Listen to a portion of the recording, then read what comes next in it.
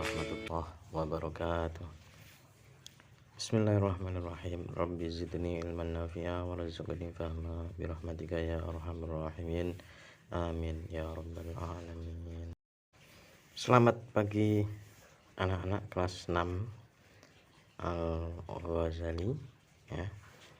Oke, mari kita belajar PPKN tema 9 subtema 3, tema terakhir pada semester 2 ini. Manfaat persatuan dan kesatuan dalam kehidupan berbangsa dan bernegara. Apa tujuannya mempelajari ini? Tujuannya adalah mengetahui dampak persatuan dan kesatuan. Dampak positifnya bagaimana kalau bersatu. Nah, 2. Mengetahui usaha peningkatan persatuan dan kesatuan dan dampaknya terhadap masyarakat sekitar. 3. Mengetahui upaya meningkatkan persatuan dan kesatuan terhadap bangsa dan negara. Itu tujuan mempelajari tema 9 subtema 3 ini. Yang pertama, dampak persatuan dan kesatuan itu apa saja dampaknya? Dampaknya adalah menumbuhkan sikap tenggang rasa dan senasib, rasanya senasib sepenanggungan akan tumbuh nanti ya. Mewujudkan kehidupan yang serasi, selaras dan seimbang antar sesama.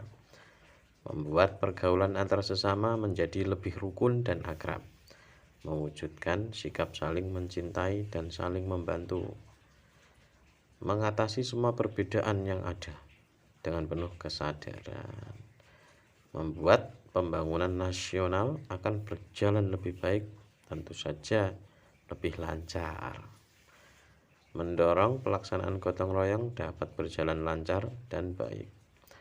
Dihargai dan disayangi banyak orang. Nah, tentu saja ini ya. Nah, kalau bersatu akan dihargai dunia. Memiliki hubungan yang baik dengan orang lain.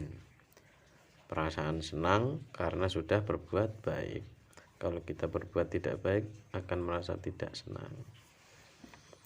Selanjutnya, usaha peningkatan persatuan dan kesatuan dan dampaknya terhadap masyarakat sekitar.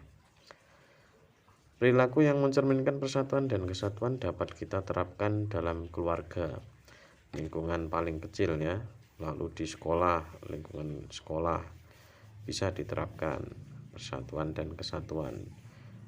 Masyarakat, nah ini tentu saja masyarakat serta bangsa dan negara lebih luas.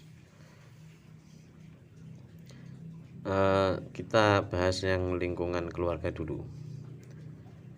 Usaha peningkatan persatuan dan kesatuan dalam lingkungan keluarga. Saling mencintai sesama anggota keluarga. Ini seperti kemarin sudah pernah kita bahas ya, mengakui keberadaan dan fungsi tiap-tiap anggota keluarga. Ayah punya fungsi, ibu punya fungsi, anak juga punya fungsi dan harus diakui. Tidak memaksakan kehendak orang lain.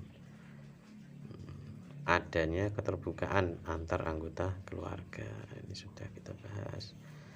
Kemudian lingkungan sekolah. Ini membersihkan lingkungan bersama-sama, bersama teman-teman ya, dan bersama guru. Menjenguk salah satu warga yang sakit, ya, warga sekolah, gurunya sakit ya dijenguk dan lain-lain. Bekerja sama dalam menjaga keamanan lingkungan sekolah supaya aman bagaimana. Saling menghormati orang yang berbeda agama, tidak membeda-bedakan suku, dan bergotong royong membangun lingkungan sekitar. Kerja tim bareng-bareng yang semula tampak susah, kalau dikerjakan sendiri ya susah, tapi kalau dikerjakan bersama-sama akan menjadi mudah. Selanjutnya yang ketiga, lingkungan masyarakat. keluarga sudah, sekolah sudah, sekarang lingkungan masyarakat. Hidup rukun dengan semangat kekeluargaan antar warga masyarakat. Nih, ya, kalau bersatu ya rukun. Setiap warga masyarakat menyelesaikan masalah sosial secara bersama-sama. Ya dibantulah, jangan dibiarkan, kasihan. Bergaul sesama warga masyarakat dengan tidak membedakan suku, agama, ras, dan golongan. Kalau memang orangnya baik ya kita bersikap, bergaul, berkumpul dengan baik. Menggunakan bahasa Indonesia secara baik dan benar dalam pergaulan antar suku bangsa. Nah, kalau beda suku kan bahasanya beda-beda. Nah, makanya menggunakan bahasa persatuan, yaitu bahasa Indonesia. Mengadakan bakti sosial di lingkungan masyarakat.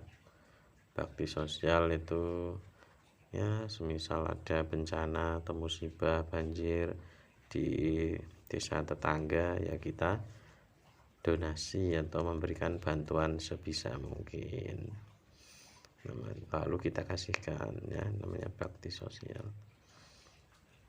Lingkungan bangsa dan negara, ini yang keempat, lingkungan bangsa dan negara. Mendahulukan kepentingan bangsa dan negara di atas kepentingan pribadi dan golongan. Nah, kepentingan diri sendiri bukan nomor satu. Kepentingan golongan itu apa? Organisasi, kelompok kecil, kelompok besar, partai, itu bukan utama. Yang utama adalah mendahulukan kepentingan bangsa dan negara, kepentingan bersama. Memberikan kesempatan yang sama kepada suku bangsa untuk memperkenalkan kesenian daerahnya ke daerah lainnya. Memajukan pergaulan demi persatuan dan kesatuan bangsa.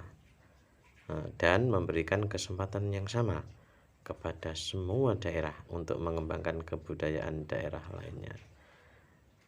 Daerah lainnya, daerah kota, beda kota biasanya sudah berbeda kebudayaannya, kita kembangkan masing-masing. Selanjutnya, upaya meningkatkan persatuan dan kesatuan terhadap bangsa, negara, dan negara. Misalnya sikap gotong royong yang menolong, ya.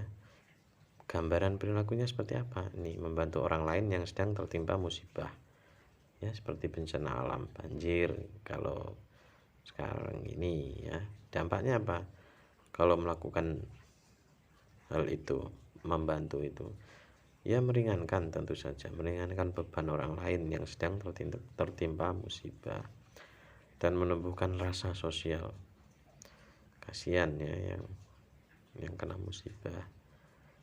Kemudian sikap kerja bakti, seperti apa gambaran perilakunya? Membersihkan lingkungan sekitar, ini gambarannya, dan membangun fasilitas umum, membangun jalan, membangun jembatan dan gapura. Biasanya kerja bakti di awal dan akhirnya, tengah-tengahnya biasanya ada tukangnya, ya, bapak tukang. Dampak kalau melakukan ikut kerja bakti, ya lingkungan menjadi bersih, nyaman dan indah. Pekerjaan pun menjadi lebih ringan karena dibantu orang banyak. Meningkatkan semangat kekeluargaan. Gambaran perilakunya adalah mendahulukan kepentingan bersama daripada kepentingan pribadi. Kalau melakukan hal itu, maka dampaknya akan timbulnya rasa rela berkorban.